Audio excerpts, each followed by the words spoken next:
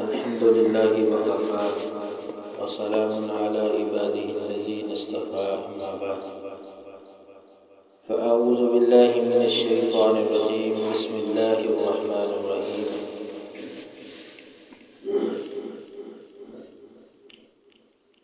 عید کے احکام و مسائل کے حوالے سے ہماری بات ہو رہی تھی۔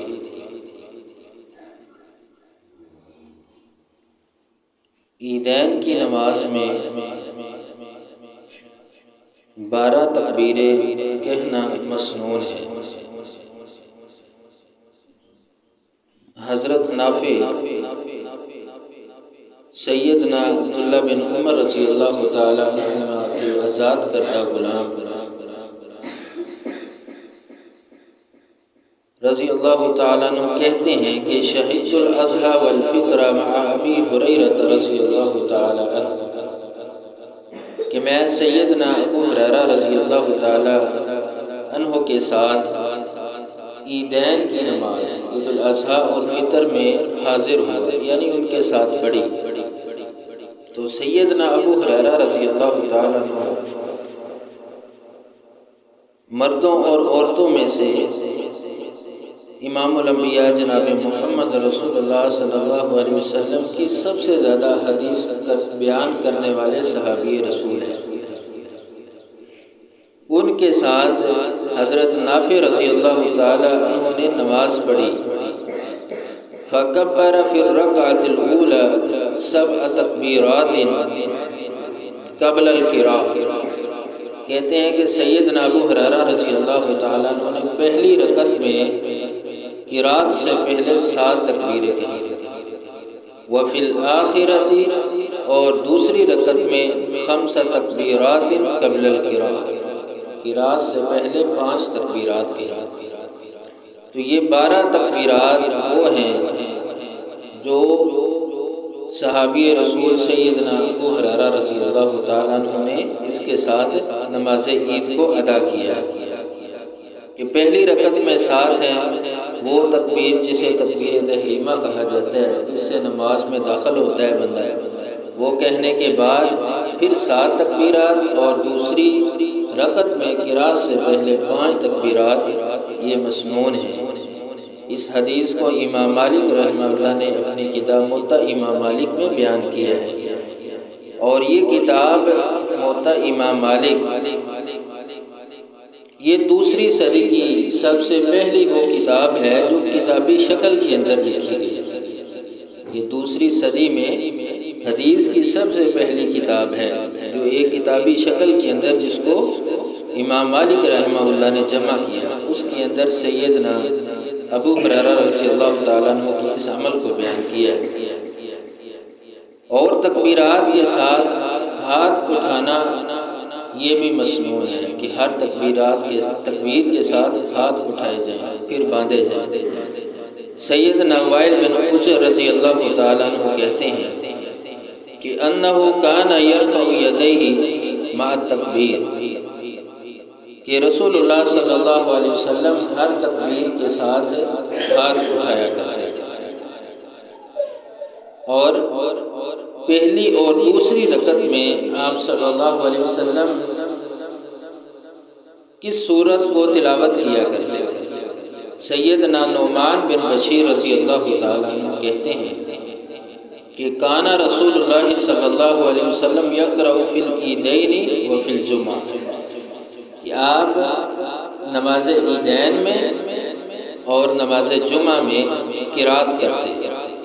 سبح اسم ربک الاعلی، یعنی سورہ اعلیٰ پہلی رکعت کے اندر، وہل اتاک حدیث الغاشیہ اور سورہ غاشیہ دوسری رکعت کے اندر۔ تو پتہ چلا کہ نماز جمعہ اور نماز عید کے اندر مسنون مستحب پسندیدہ عمل یہی ہے کہ پہلی رکعت میں سورہ اعلیٰ کی تلاوت کی جائے اور دوسری رکعت میں سورہ غاشیہ کی تلاوت کی جائے۔ اور نماز عید کی نماز 2 رکعت ہے، نہ اس سے پہلے کوئی نماز ہے نہ اس کے بعد کوئی نماز ہے۔ سیدنا عبداللہ بن عباس رضی اللہ تعالیٰ عنہ بیان کرتے ہیں، صحیح مسلم کی حدیث ہے کہ خرج النبی صلی اللہ علیہ وسلم یوم الاضحیٰ او فطر، کہ میں نبی صلی اللہ علیہ وسلم کے ساتھ عید کی نماز میں تھا. وہ عید الاضحیٰ تھی یا فطر تھی. تو فصل رکعتین، تو آپ صلی اللہ علیہ وسلم نے 2 رکعت نماز ادا کی. لم یصلی قبلہما ولا بعدہما، اور اس سے یعنی 2 رکعت سے پہلے اور بعد میں آپ نے کوئی نماز نہیں پڑھی، کچھ بھی نہیں پڑھا. تو پتہ چلا کہ 2 رکعت عید کی نماز 2 رکعت مسنون ہے. رسول اللہ صلی اللہ علیہ وسلم یہی پڑھا کرتے ہیں. اور نماز عید کے بعد پھر اپنے ہی بھائیوں کے ساتھ ملنا، ان کو دعا دینا، یہ بھی درست ہے. فتح الباری کے اندر امام ابن حجر رحمہ اللہ نے یہ قول نقل کیا ہے صحابہ کرام کا کہ سیدنا جبیر بن نذیر رضی اللہ تعالی عنہ کہتے ہیں کہ کانا اصحاب رسول اللہ صلی اللہ علیہ وسلم، کہ رسول اللہ صلی اللہ علیہ وسلم کے اصحاب یعنی صحابہ کرام اذا التقوا یوم العید، جب عید کے دن ایک دوسرے کو ملتے، یقول بعضهم لبعض، ان میں سے بعض کے لیے یعنی ایک دوسرے کے لیے کہتے تقبل اللہ منا ومنکم، یعنی جو عبادات ہم نے کی ہیں، جو نیکیاں ہم نے رمضان میں کی ہیں، یا جو بندہ نیکیاں کرتا ہے، تقبل اللہ منا ومنکا، اللہ تعالی ہماری طرف سے بھی اور آپ کی طرف سے قبول کرے. تو پتہ چلا کہ عید کے دن ایک دوسرے کو ملتے ہوئے اپنے مسلمان بھائی کو یہ دعا دینی چاہیے کہ جو ہمارے اعمال ہیں اللہ تعالیٰ وہ قبول فرمائے. اور آپ صلی اللہ علیہ وسلم جب عید کی نماز کے لیے گھر سے نکلتے تو اپنے راستے کو بدلتے. تو راستے کو بدلنا یہ بھی سنت ہے. سیدنا جابر رضی اللہ تعالیٰ عنہ کہتے ہیں کہ کان النبی صلی اللہ علیہ وسلم اذا کان یوم العید خالف الطریق، کہ جب آپ عید کی طرف جاتے یعنی عیدگاہ کی طرف جاتے تو آنے جانے میں راستہ تبدیل کر لیا کرتے، یعنی جس راستے سے آپ صلی اللہ علیہ وسلم عیدگاہ میں گئے ہیں واپسی سے اس راستے سے نہیں آتے بلکہ دوسرے راستے سے اپنے گھر میں واپس آیا کرتے تھے. پتہ چلا کہ راستے کو تبدیل کرنا عیدگاہ کی طرف آتے جاتے ہوئے یہ رسول اللہ صلی اللہ علیہ وسلم کا عمل تھا. ہاں اگر ایسا ہو کہ جمعہ کے دن ہی عید بھی آ جائے، یعنی جمعہ اور عید دونوں ایک دن اکٹھے ہو جائیں تو دونوں کو پڑھنا، نماز عید بھی پڑھنا اور جمعہ کی نماز بھی پڑھنا یہ زیادہ بہتر ہے. لیکن اگر عید پڑھ لی جائے اور جمعہ کو نہ پڑھا جائے، اس کی جگہ ظہر کی نماز پڑھ لی جائے تو یہ بھی درست ہے. سیدنا ابو ہریرہ رضی اللہ تعالیٰ عنہ بیان کرتے ہیں، یہ حدیث ابو داؤد اور ابن ماجہ کے اندر موجود ہے.